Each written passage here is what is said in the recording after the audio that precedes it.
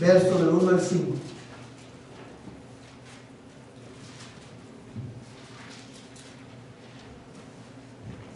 ¿Todos lo tienen, hermanos? Evangelio según Mateo, capítulo 5, verso del 1 al 5. Hermanos, antes de leer la escritura, quiero anunciarles, hermanos, recordarles que en la mesa de información tenemos el plan de lectura del mes de diciembre. Quiero animarles que si usted no lo ha tomado todavía, no tiene una copia, que antes de irse pase por la mesa de información, agarre su plan. Y lo otro que quiero animarles, hermanos, es que antes de irse esta noche también, agarren un hermano de la iglesia, las hermanas hablen entre ustedes y hagamos esta noche pareja de oración.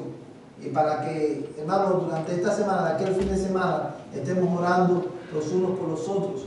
Yo quiero animarles, hermanos, a que hagamos eso intencionalmente, porque es una manera en que podemos crecer en amor y crecer en unidad como iglesia. Amén, hermanos. So, no se olvide eso, tomar su copia de la lectura bíblica y hacer una pareja de oración con un hermano y las hermanas con las hermanas, o si la quieren hacer en familia, como familia también está bien. Lo importante es que podemos estar orando y que nos llamemos durante este fin de semana para orar juntos por teléfono.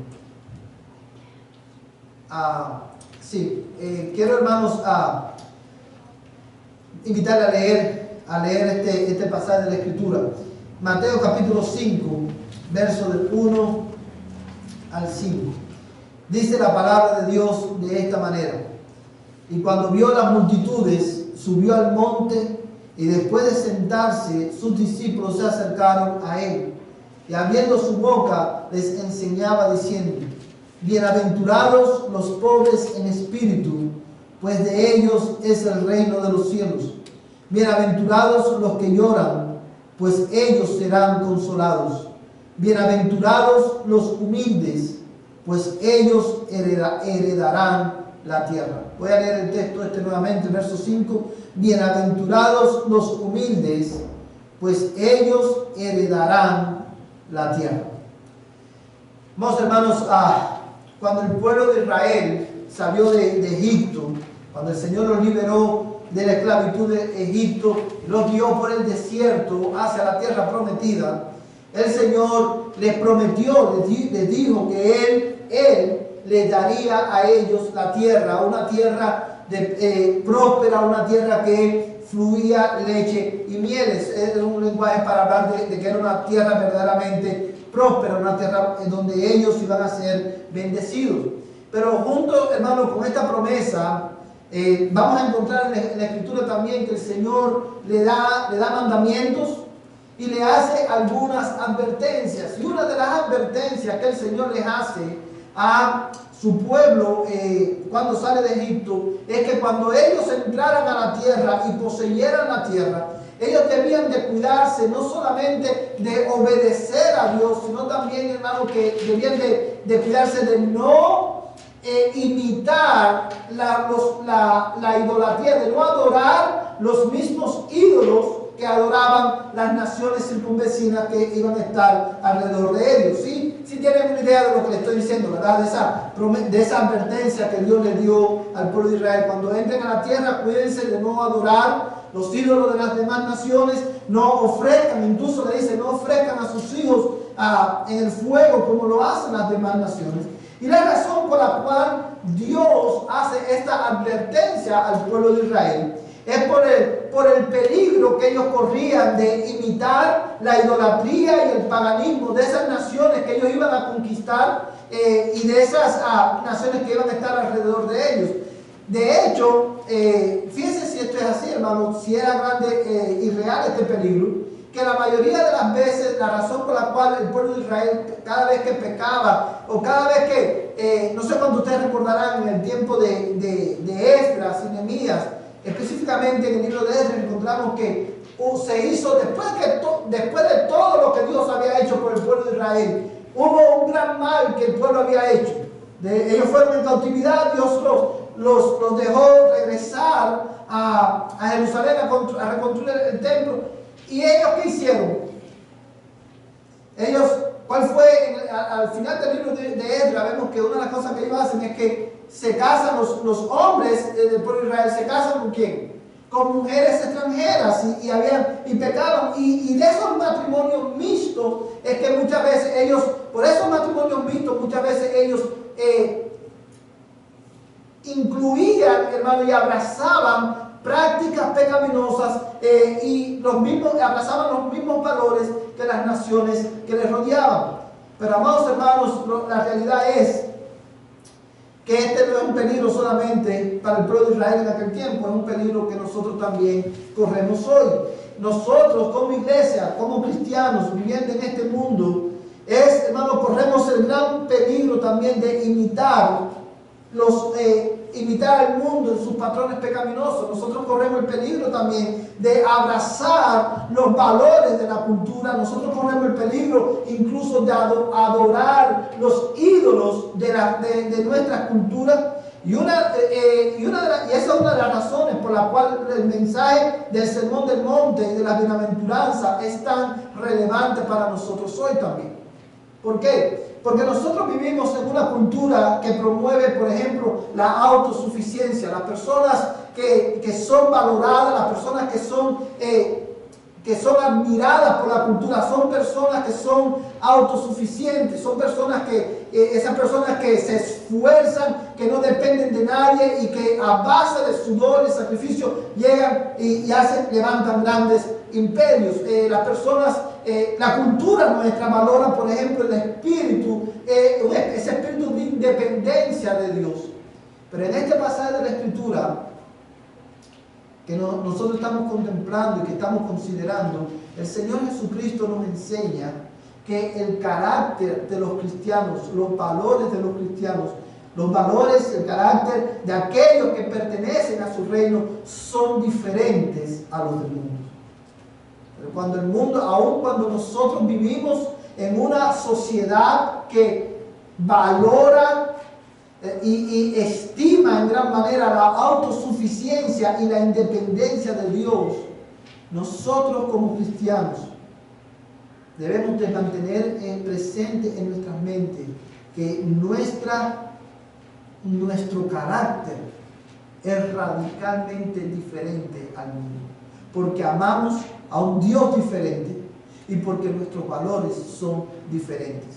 Y una vez más, cuando la cultura y el mundo en el que nosotros vivimos dice que los dichosos son aquellos que pueden lograr todo lo que se proponen, cuando la cultura en la que nosotros vivimos nos enseña que son dichosos aquellos que logran sus propósitos, no sin importar qué es lo que tenga que hacer para lograr su propósito, aún cuando vivimos en una cultura que alaba y exalta a personas que son capaces de dejarlo todo y de ir a cualquier extremo por tal de alcanzar y realizar sus planes.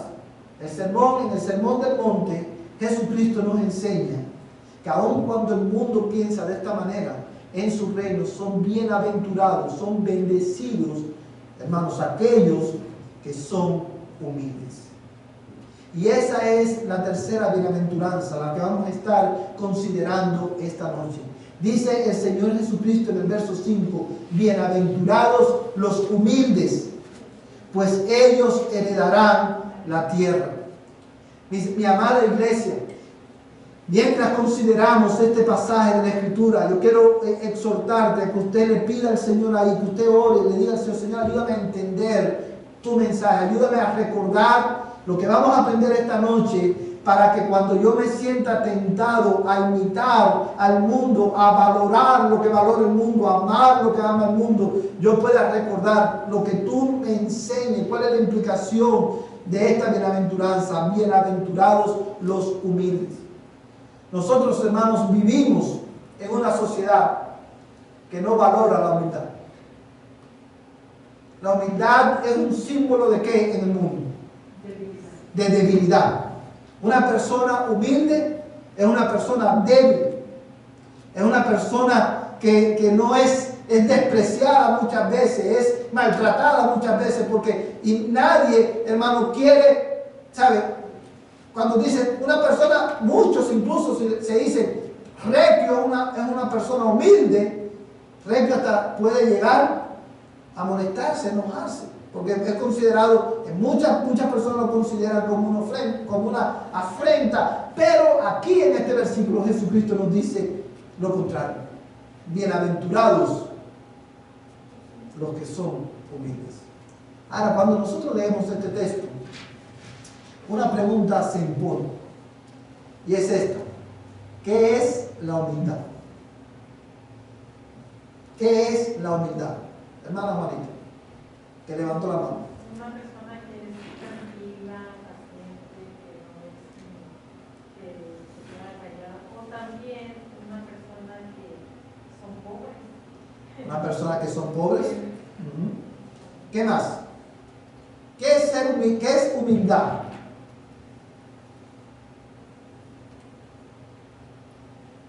Puede ser alguien que obedece a diferentes partes de su vida, otros. La persona obediente.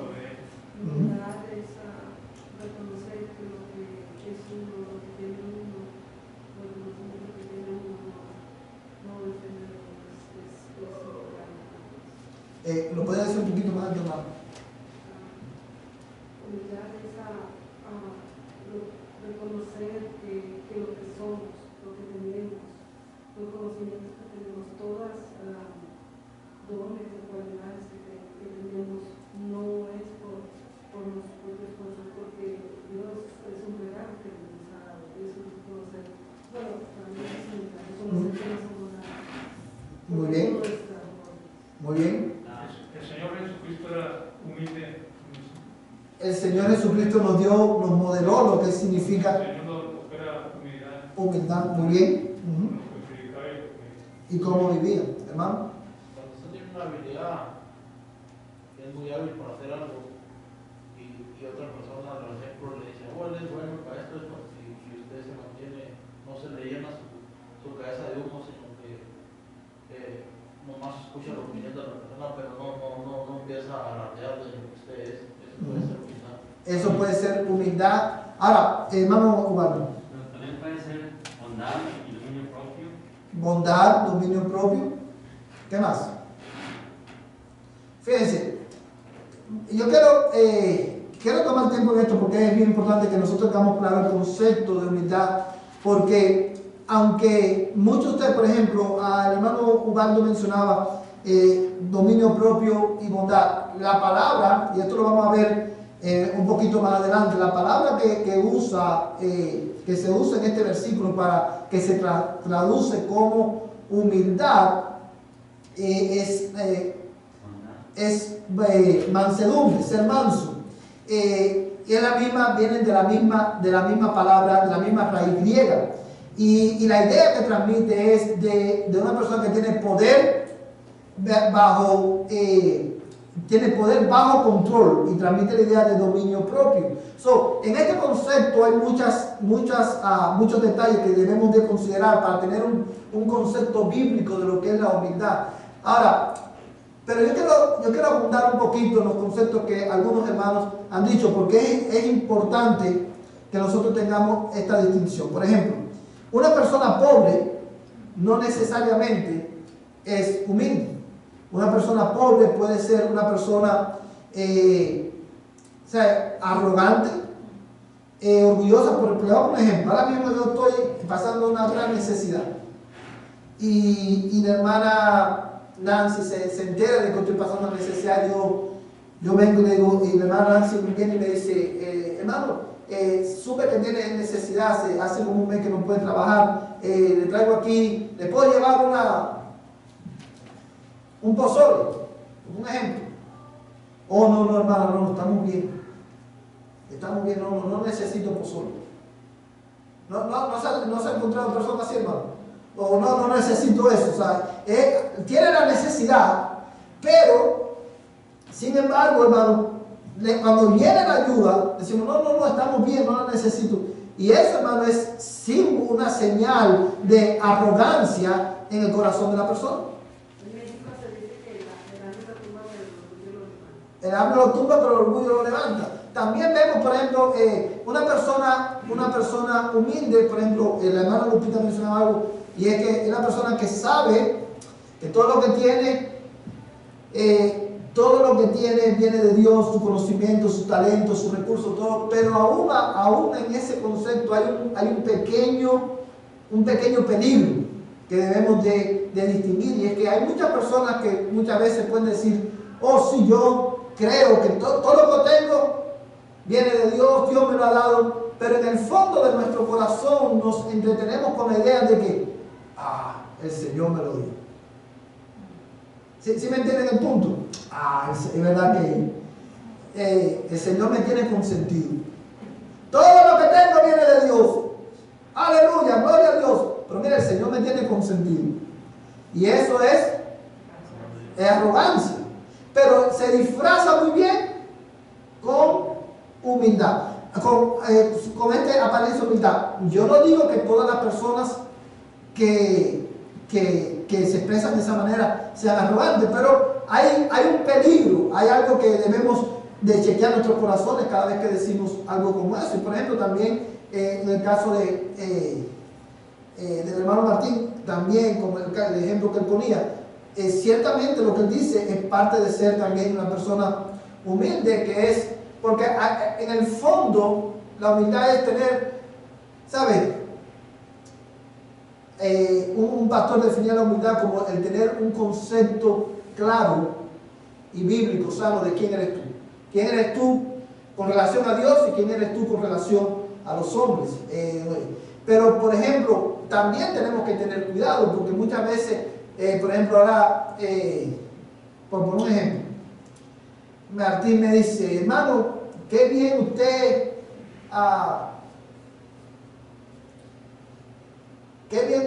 limpia el templo, como un ejemplo.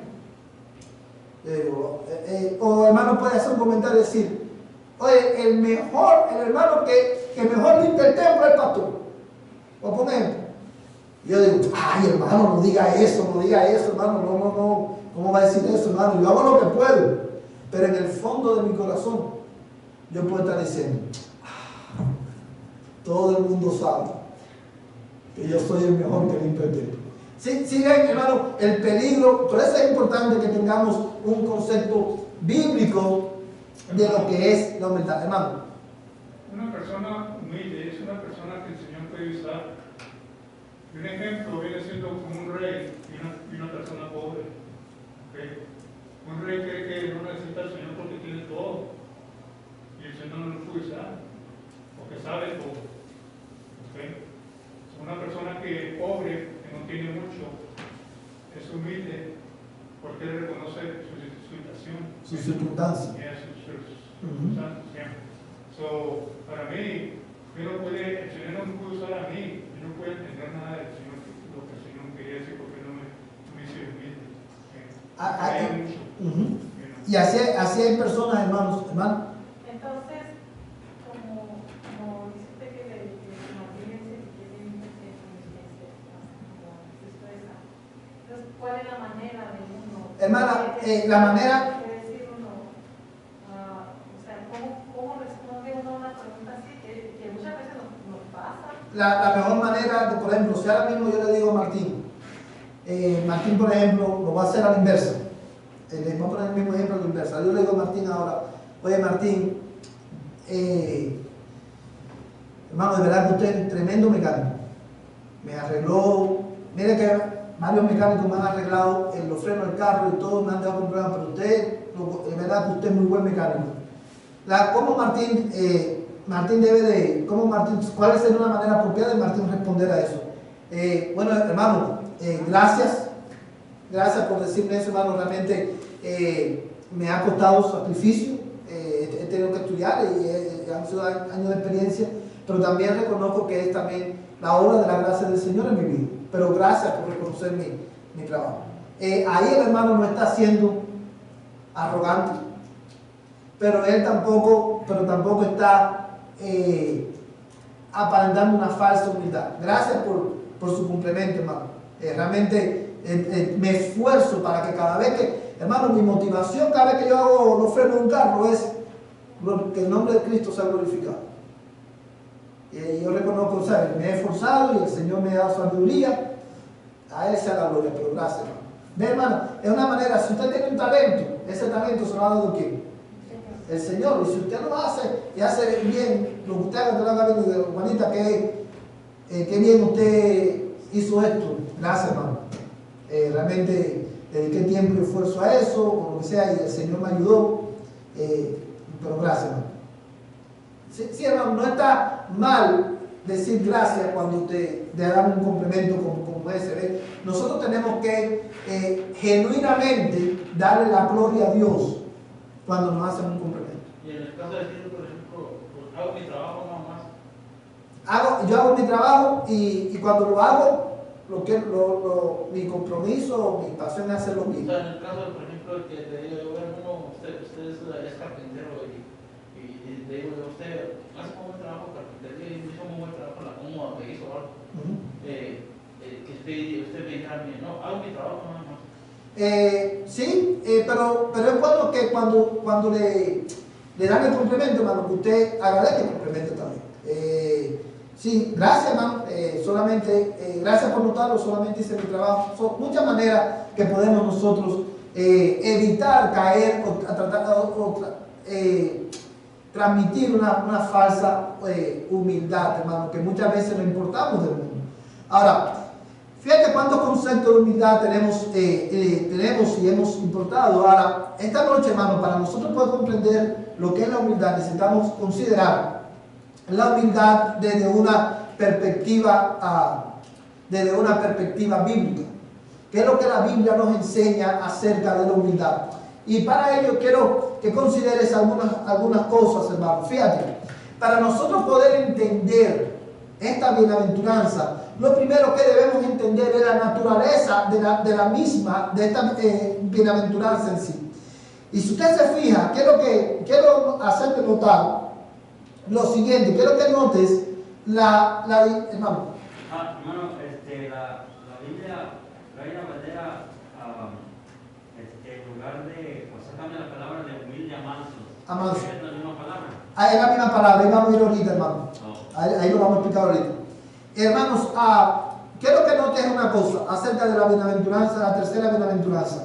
Y es que ya nosotros hemos visto hasta aquí tres bienaventuranzas, ¿verdad? Vimos bienaventurados los pobres en espíritu, bienaventurados los que lloran por su pecado, y hoy vamos a ver, hermanos, bienaventurados los humildes. Y cuando terminemos con esta bienaventuranza, vamos a ver la cuarta, que es bienaventurados los que tienen hambre y sed de justicia. Y quiero que notes lo siguiente: hay algo que cada una de estas bienaventuranzas tienen en común. Y esto es lo que tienen en común. En primer lugar, hermanos, que ninguna de estas bienaventuranzas son naturales en el hombre.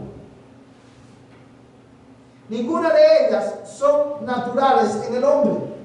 Los pobres en espíritu son los que reconocen, ¿qué cosa?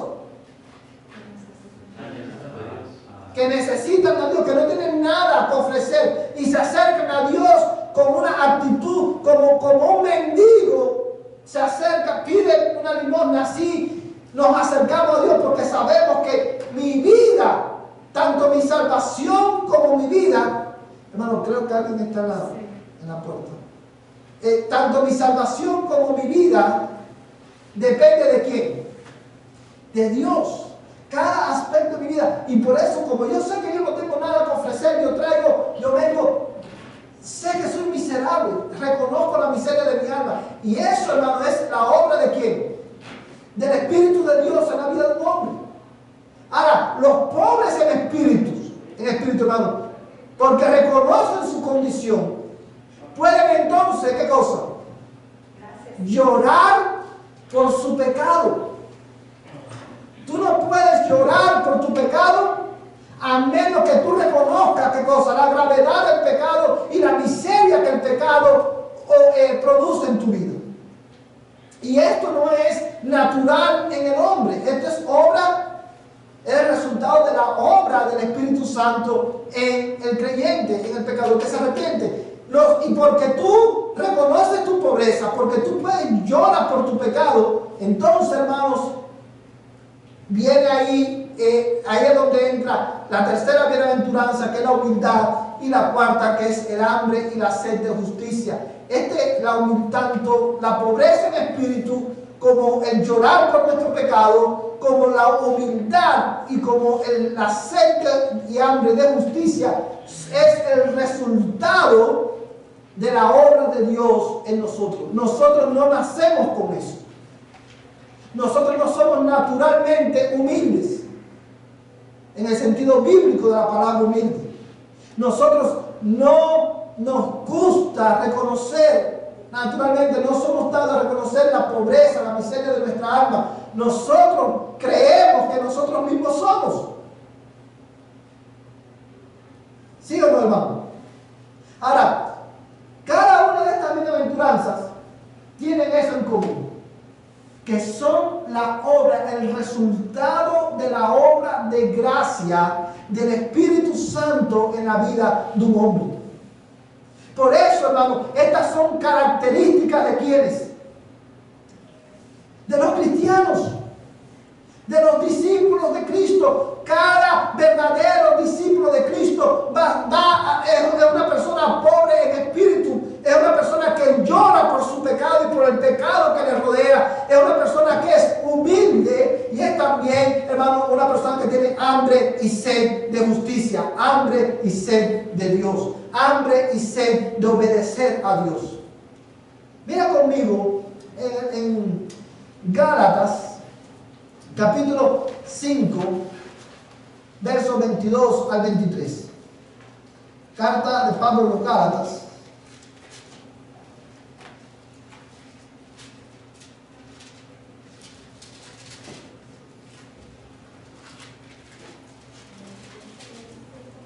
Capítulo 5, versos 22 al 23. Sí, por favor, hermano. Mas el fruto del Espíritu es amor, gozo, paz, paciencia, benignidad, bondad, fidelidad, mansedumbre, dominio propio. Contra tales cosas no hay ley. Fíjate, gracias, hermano. Fíjate cómo dice el verso 22, más el fruto del Espíritu. Yo quiero preguntarte, cuando usted lee esa expresión, ¿qué es lo que usted interpreta de esa expresión? Más el fruto del Espíritu es amor, gozo, paz, paciencia, benignidad, bondad, fidelidad, mansedumbre, dominio propio, y dominio propio. Cuando usted lee eso, ¿qué es lo que usted interpreta? El fruto del Espíritu Santo. ¿El fruto del Espíritu Santo? Lo que el Espíritu Santo nos ayuda para nuestra vida. Lo que el Espíritu Santo nos ayuda en nuestra vida. Levanta la mano, hermano. Las gracias de Dios sobre nosotros. La gracia de Dios sobre nosotros. Muy bien. Fíjate cuando dice más el fruto del Espíritu. Lo que Pablo está diciendo, y de esta lista, lo que Pablo está diciendo es que cada una de estas virtudes o de características que menciona ahí es el resultado de la obra del Espíritu Santo en la vida de los cristianos. Eso es lo que dice Pablo. Lo que dice más el fruto del Espíritu. Por eso no dice los frutos, sino el fruto, porque es el resultado cuando el Espíritu de Dios salva, bien aplica al alma del pecador los beneficios de la redención que Cristo llevó a cabo. Él, hermano, produce en nosotros ¿qué cosa? Amor, gozo, paz, paciencia, benignidad, bondad, fidelidad. Estas son cosas que es el resultado de la obra de Dios en tu vida. Pero fíjate, hermano, si tú tienes el Espíritu de Dios en ti, tú tienes estas virtudes. Lo único que tenemos que crecer en ellas. Ahora, fíjate cómo comienza el verso 23. Dice mansedumbre. La palabra mansedumbre es la traducción de una palabra que viene de la misma raíz griega de donde viene la palabra humildad. Y es por eso que la Reina Valera, los que tienen la Biblia Reina Valera, van a leer que en el versículo 5 dice: bienaventurados los mansos. Es la misma palabra. lo que se puede traducir como mansos o como humildes. Ahora, dice hermano nuevamente, mas el fruto del Espíritu Santo, la mansedumbre o la humildad, ¿es qué cosa? El dominio propio, pero la humildad es el resultado de qué, hermano? De la obra del Espíritu Santo. Una persona que no tenga el Espíritu Santo, el incrédulo, no es humilde desde el punto de vista bíblico. Y vamos a ver qué es lo que significa la humildad o la mansedumbre desde el punto de vista bíblico. Teniendo en nuestra mente que la humildad es la obra, es el resultado de la obra del Espíritu Santo, tiene su origen en Dios, es algo que no es natural en nosotros. Teniendo esto en nuestra mente, hermano, entonces ahora podemos definir qué es lo que es la humildad o la mansedumbre. Mira el concepto que tenemos en pantalla. Los humildes son aquellos que se someten silenciosamente ante Dios, a su palabra, a su disciplina, a sus instrucciones, cumplen con su diseño y son condescendientes con los hombres. Ese es un concepto bíblico de humildad. Esos son los verdaderos humildes. Este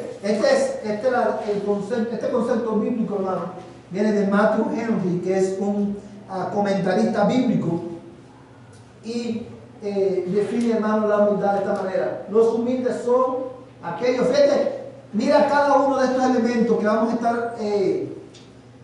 estar discutiendo con más detalle en los próximos miércoles. Los humildes son aquellos que se someten silenciosamente ante Dios, a su palabra, a su disciplina, a sus instrucciones, cumplen con su diseño y son condescendientes con los hombres.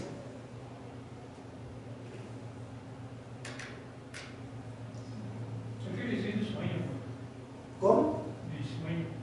Diseño, propósito o el plan de Dios. El design.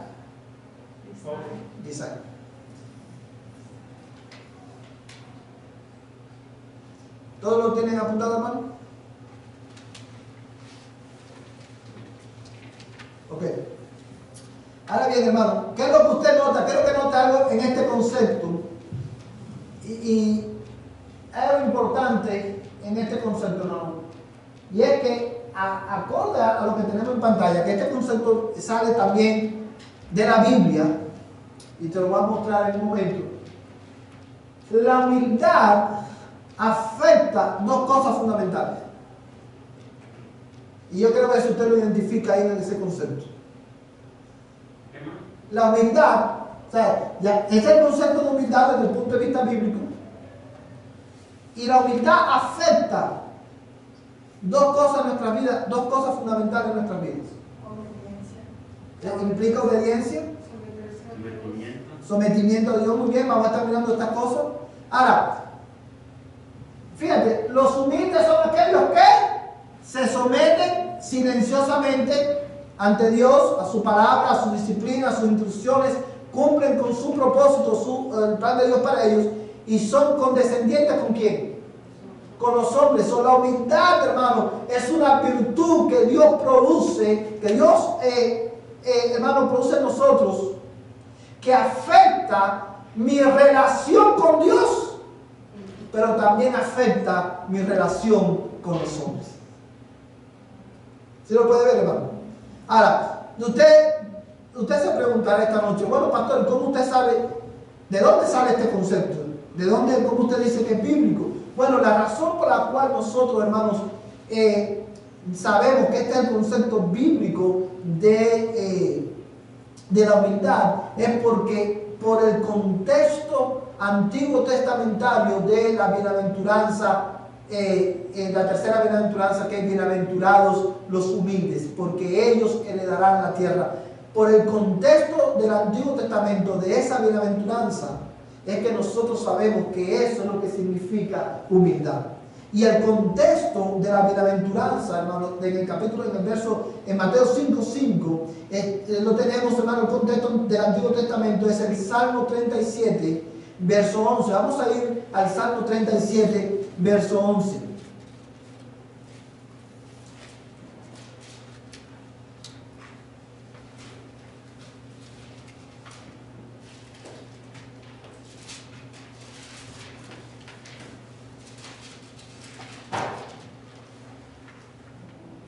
Amén. Hermana Gonzalo, ¿lo tiene?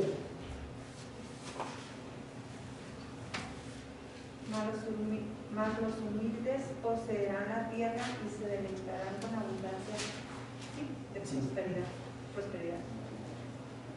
Mas los humildes poseerán o heredarán la tierra. ¿Y qué más dice el texto? Y se deleitarán en abundancia. Si puede ver el paralelo, fíjate, hermano, yo te voy a leer Mateo 5:5 y vamos a hacer un ejercicio. Yo voy a leer Mateo 5:5 y inmediatamente Lupita va a leer de nuevo ese versículo que ha leído. Dice Mateo 5:5: bienaventurados los humildes, pues ellos heredarán la tierra. Mas los humildes poseerán la tierra y se deleitarán en la abundante prosperidad. Amén. Si ves, hermano, el Salmo 37 es el contexto bíblico, es el paralelo, hermano, que tenemos en el Antiguo Testamento a la bienaventuranza que encontramos en Mateo 5:5. El Salmo 37, hermanos, es un contraste entre ¿qué? ¿Entre quién? ¿Entre quién? ¿Cuántos ustedes leyeron el Salmo 37 anteriormente?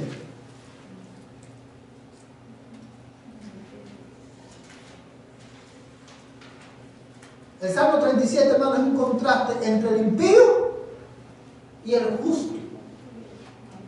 El Salmo 37, mi amado hermano, mi amada iglesia, es la descripción de cómo, de una persona humilde, desde este punto de vista bíblico.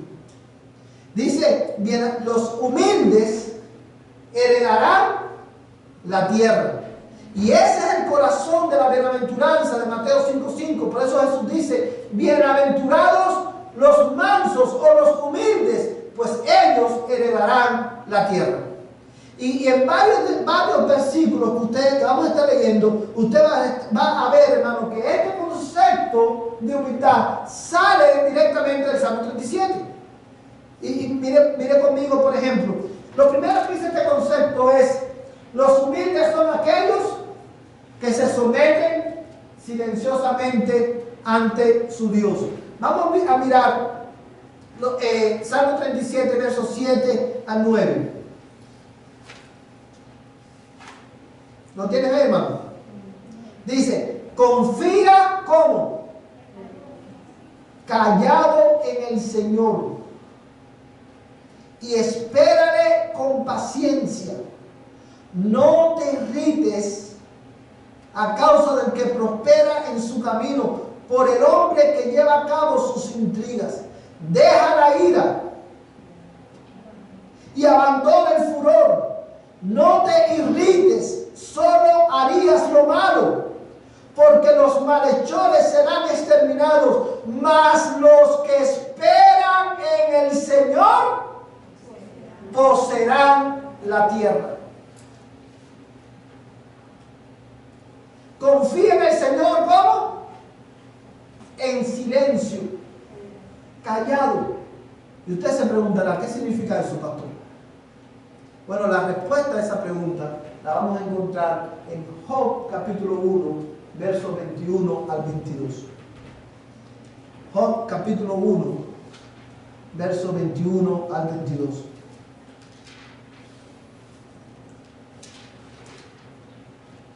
Amén.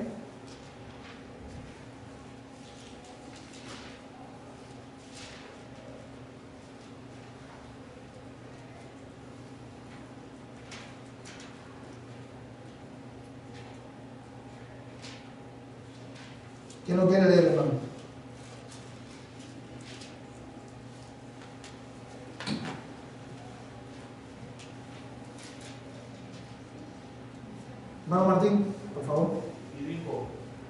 desnudo salí del vientre de mi madre y desnudo volveré allá. El Señor dio y el Señor quitó. Bendito sea el nombre del Señor. En todo esto Job no pecó ni culpó a Dios. Fíjate, hermano, lo que dice este pasaje. Todos sabemos el contexto de este pasaje. Job, hermano, lo perdió. ¿Qué cosa? Todo. Yo te hago una pregunta, hermano. ¿Cómo te sentirías tú si tú estuvieras esta noche en los zapatos de Job? ¿Cuál sería, cómo responderíamos nosotros? Devastados. Hermano, sí, pienso yo que sí es una situación, una tragedia, pienso que sí nos sentiríamos mal. Pero por ejemplo, yo lo pongo en el contraste con cuando viene uno para acá a Estados Unidos que llega uno con nada. Si casi todos llegamos sin nada. Sin nada. Entonces ahí es diferente porque venimos en busca de un sueño. Pero si es una tragedia, pienso que sí. Devastado. Imagínate, hermano, que pierdes casa, trabajo, familia, toda tu familia se muere, el único que se queda eres tú y tu esposa o tu esposo, y en ese momento tu esposa o tu esposo reacciona como una persona que no es cristiana. Y dice, fíjate, hermanos, lo que Job dijo en el verso 21. Desnudo salí del vientre de mi madre y desnudo volveré allá. El Señor dio y el Señor quitó. Bendito sea el nombre del Señor. En todo esto no pecó Job. En todo esto Job no pecó ni culpó a Dios. Hermanos, someterse silenciosamente ante Dios es, hermano, confiar en sus actos de providencia sin atribuirle despropósito a Dios. Hermanos, confiar en Dios cuando todo va bien es fácil. Pero cuando por actos de providencia lo perdemos todo, generalmente nosotros tratamos de ¿qué? De culpar a Dios, de argumentar con Dios. ¿Y por qué, hermano? ¿Por qué nosotros? Porque yo quiero que usted vea la conexión entre la primera, la segunda y la tercera bienaventuranza. ¿Por qué cuando yo estoy en tragedia, yo culpo a Dios y tiendo a argumentar con Dios? ¿Por qué? Porque en el fondo de mi corazón, naturalmente, yo creo que Dios está en la obligación de cuidarme y de hacer que todas las cosas en mi vida vayan bien. Especialmente si soy cristiano. Porque creemos en el fondo de nuestro corazón que de alguna manera Dios nos debe algo. Pero cuando yo sé, hermano, que yo soy un pobre, miserable espiritualmente, que no tengo nada que ofrecerle a Dios, cuando yo sé que por causa de mi pecado estoy alejado, mi pecado me aleja de mi Creador, mi pecado es la causa de todas mis desgracias y vicisitudes, hermano. Entonces, hermano, cuando viene la tragedia a mi vida, yo voy a confiar, porque conozco a Dios, voy a confiar en sus actos de providencia. Jehová dio, Jehová quitó. Sea su nombre bendito. Si me da bien, si no también. Déjale lugar, hermano, y enseguida de usted, hermano. Por egocentrismo también. Egocentrismo. Somos egocéntricos, hermano. Pero cuando, hermano, créame que es difícil, cuando las cosas van mal, decir esto, para poder decir de todo tu corazón, Jehová dio y Jehová quitó, sea el nombre de Dios bendito, es necesario humildad, es necesario mansedumbre, es necesario, hermano, que Dios obre sobrenaturalmente en la vida de un hombre. Hermano. Todo esto no estaba preparado por Dios para un propósito. Claro. De la misma manera, hermano, que todas las circunstancias de nuestra vida son ordenadas por Dios con un propósito. Pero cuando esas circunstancias vienen a nuestras vidas, nosotros muchas veces no respondemos con humildad. Hermano, pero si viene tragedia en nuestra vida, ahí estamos a Dios, pero hay dolor y el dolor se quita y decirle a Dios, yo acepto lo que me has dado, yo lo acepto, pero Obviamente, hermano, yo no estoy diciendo que no hay, que los cristianos no sentimos dolor, hermano. Pero aún en medio de nuestro dolor, hermana, nosotros vamos a tener paz en nuestro corazón. Porque, claro, no es que no te duele, hermana, pero de que nos duela a que de ahí yo vaya a contender con Dios y a argumentar o a poner en duda el amor de Dios y la gracia de Dios en mi vida y a desacreditar el propósito de Dios en mi vida, ya ese es otro paso, ya es otra circunstancia completamente diferente, y es ahí donde no debemos llegar. ¿Ve? Y es por eso que dice, confía ¿cómo? Silenciosamente. ¿Eso es lo que significa eso, hermano? Bueno, lo que le he dicho. Confiar silenciosamente, hermano, es descansar. Confiar silenciosamente en el Señor es, hermana querida, descansar en su soberanía, aun cuando yo no puedo entender lo que Dios está haciendo en mi vida. Si no puede ver, es confiar. Señor, ¿me duele? Sí, pero no está pecando, hermano. No, hermano. O sea, sí, bueno, a lo pasar a mi papá y no me dijo, entonces yo decía, Señor, yo no tengo que permanecer incluso a mi papá, pero doy las gracias porque mi hija dejó de sufrir, ¿verdad? Y ella está mejor, a lo mejor yo no estoy mejor, pero ella sí está mejor, y yo no sé ahorita todavía el propósito. Sí lo comprendí después, yo sí que no entiendo todavía el propósito que te la he llevado para mí, ¿verdad? Para mi bienestar, para lo que yo quería, para su bienestar de lo que ella necesitaba. Yo lo entiendo que hiciste lo mejor, o sea, tú hiciste lo mejor para ella, tal vez a mí me duele mucho, ¿verdad? No, duele, hermana. Exacto. Pero ayúdame a quitarme esto porque... Y usted, hermana, en ese momento el Espíritu de Dios sobre nuestra vida y nos fortalece. Yo quiero dejar, porque sí tenía paz, o sea, pero no sé. Esto es un punto, sí. Yo, de hecho, todo el tiempo que estuve en el hospital, porque es desgarrador ver a un hijo que no puede decir, me duele acá, me duele allá, no puede expresarse, ni siquiera saber dónde le dolía, cuál era su problema.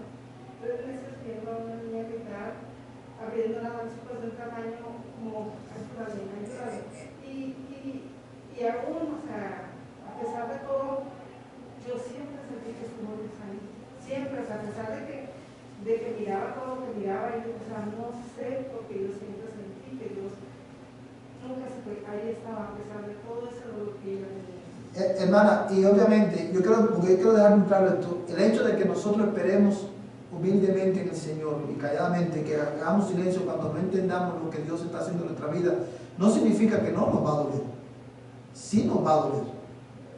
Hay circunstancias que duelen profundamente, pero esta humildad de la que habla el Señor, ¿sabe? Aun cuando me duela, cuando yo espero y yo confío, no solamente en la soberanía de Dios, sino que también confío en la sabiduría de Dios, eso me va a mí a prevenir de que, hermano, de argumentar con Dios o enojarme con Dios.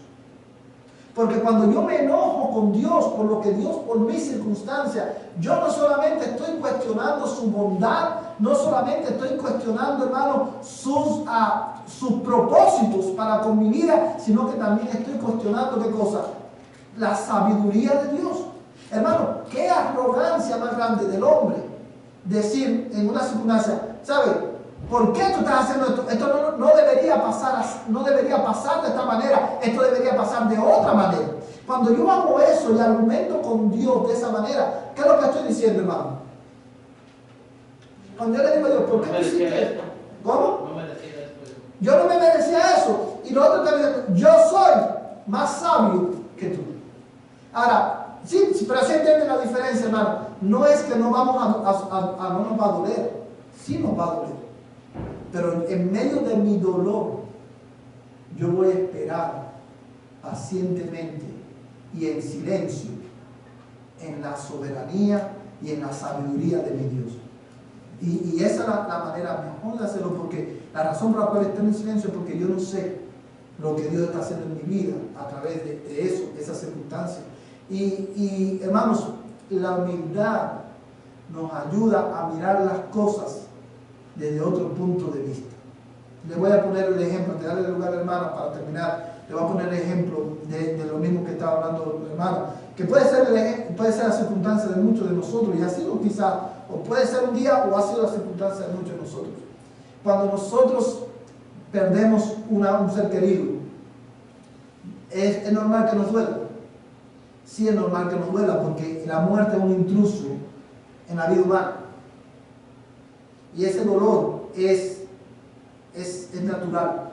Ahora, cuando nosotros empezamos a argumentar con Dios, ese argumento y ese enojo con Dios empieza, hermano, con una simple pregunta. ¿Por qué? ¿Por qué lo hiciste? Y obviamente, esa pregunta escala en otras preguntas y va escalando la situación y llego a sentir remordimiento y frustración por lo que Dios está haciendo, porque yo no puedo entender lo que Dios está haciendo.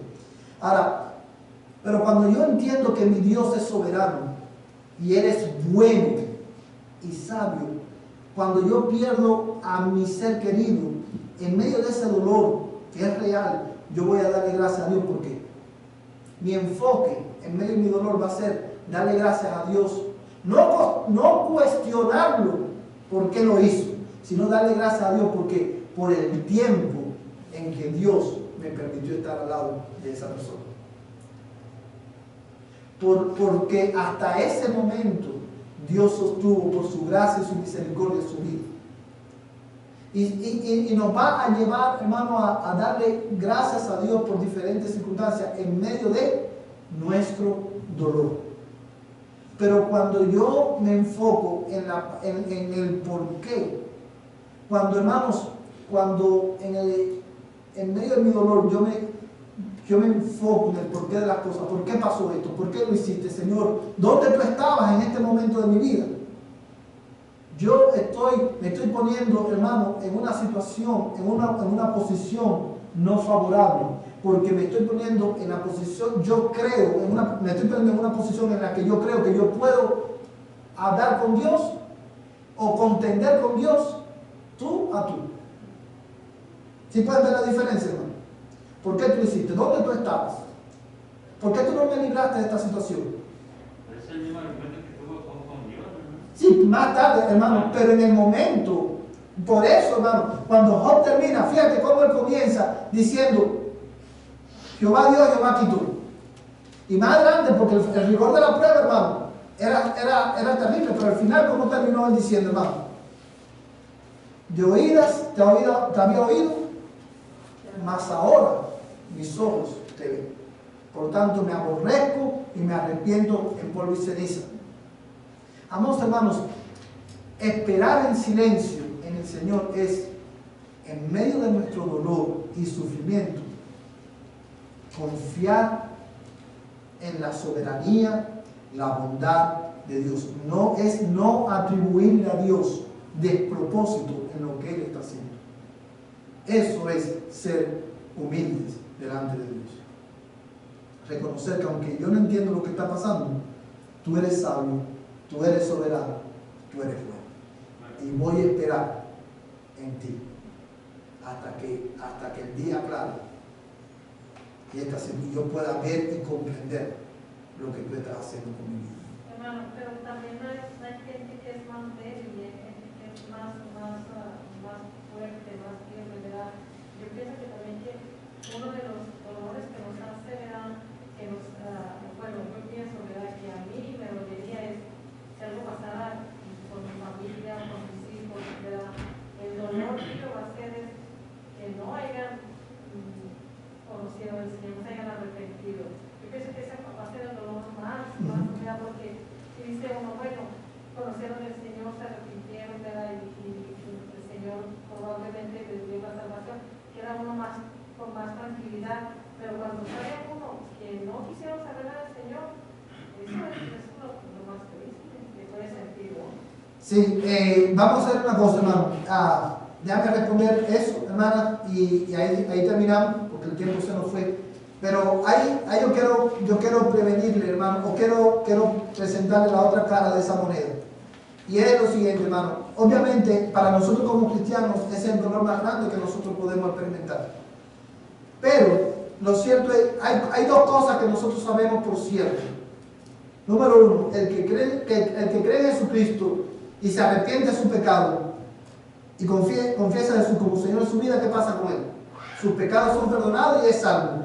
Y sabemos también que el que rechaza a Jesucristo y no se arrepiente y no cree, ¿qué va a pasar con él? Ya ha sido condenado. Ahora, este es el detalle, hermanos. Y es ahí donde nosotros tenemos que tener la precaución. Cuando un familiar mío, después de yo haberle predicado el Evangelio, después de yo haberle dado el Evangelio consistentemente, haber orado por él, se muere, y aunque se muera sin hacer una profesión visible de fe, o sea, en ese momento que yo lo haya escuchado, que yo lo haya visto, aunque yo sé que si se murió sin hacer esa profesión de fe, va a ser condenado eternamente, pero yo hasta ese día, yo no puedo decir, dar por sentado, mi papá o mi mamá está en el infierno porque nunca hizo una profesión de fe delante de mí. Porque usted sabe por qué, porque usted no sabe qué fue lo que pasó en el último momento de la vida de esa persona. Y usted no sabe si Dios le concedió arrepentimiento. Lo que nosotros podemos hacer en un caso como ese, hermano, es no mandarlo ni para un lugar ni para el otro. La confianza y el consuelo y la fortaleza de los cristianos en un caso como ese, hermano, es que Dios va a hacer, ¿qué cosa? Lo que es justo, hermano. Cualquier cosa que Dios haga, Él va a hacer lo que es justo. Y eso, hermano, trae consuelo y fortaleza en nuestra vida en tiempo, aún en momentos como ese. Pero el punto, y termino con esto, si lo entendió, hermano, yo termino con esto, hermano, ser humilde se manifiesta de esta manera, en esperar en silencio en el Señor. En tiempos en que por obra de la providencia de Dios, mis circunstancias no son buenas. ¿Sí lo pueden entender, hermano? Eso no implica que no vamos a tener dolor. Sí vamos a tener dolor. Pero el dolor no me va a llevar a qué? A argumentar y a cuestionar a Dios. Porque yo confío en Él. Amén, hermanos. ¿Tienen alguna pregunta? No. ¿Entendió bien, hermano? Hermano. O cuando dice usted que no debemos confrontar a Dios de lo que pasa, lo que acontece, inclusive en Jonás, cuando Dios decide salvar a ese pueblo y no acabar, no extinguirlo, y cómo Jonás se molestó hasta la muerte, porque Dios había decidido por gracia y por su misericordia salvar a ese pueblo del pueblo de Nínive. Entonces, ¿cómo este Jonás, que fue enviado, aún él se confrontó con él? Entonces, ¿cómo se habla una cosa con la otra? Incluso cuando se puso muy contento por la calabaza y todo eso, ¿no? Pero le digo yo, se contendió con él y le dijo, mira, obviamente. O sea, cosas que el control y todo, solamente está en el control de Dios y la decisión de él, pues está como en Jonás se contra. Sí, Jonás es un buen ejemplo, hermano, de cómo nosotros, una buena ilustración de qué es lo que, cómo nosotros no respondemos en humildad ante los propósitos de Dios. Y él pecó. Sí, obviamente, como lo hacemos cada uno de nosotros cuando contendemos con Él. Hermano, vamos a ponernos en pie. Yo quiero pedir al hermano Ubaldo que nos despide en oración en esta noche. Señor, gracias te damos esta tarde, Señor, porque hemos alabado tu nombre a través de la oración, Señor, a través de las oraciones. Señor, también te damos gracias por tu palabra, Señor, por lo que hemos aprendido. Te pedimos, Señor, que nos albergues en nuestra mente, Señor, que podamos aplicar a nuestra vida, Señor, que podamos reconocer, Señor, que somos quebrantados, Señor, con nuestros pecados, Señor, que es a través de ti, de tu Espíritu Santo, Señor, que nos ayuda, Señor, a reconocerlo. Ahora, Señor, yo te pido que todo lo que se haya dicho y hablado aquí en esta tarde, Señor, que sea para honra y gloria tuya. Te pido por cada hermano que está aquí en esta tarde, Señor, tú seas con cada uno de ellos en esta noche, Señor, y el día de mañana, Señor, y que tú Amén, nos Señor. puedas traer de nuevo otra vez para seguir alabando y glorificando tu santo nombre. Porque todo esto lo pedimos en el nombre de Cristo Jesús. Amén. Amén. Hermanos, a que el Señor les bendiga a cada uno de ustedes. Dejamos que la hermana, los hermanos que están en el primer rosario,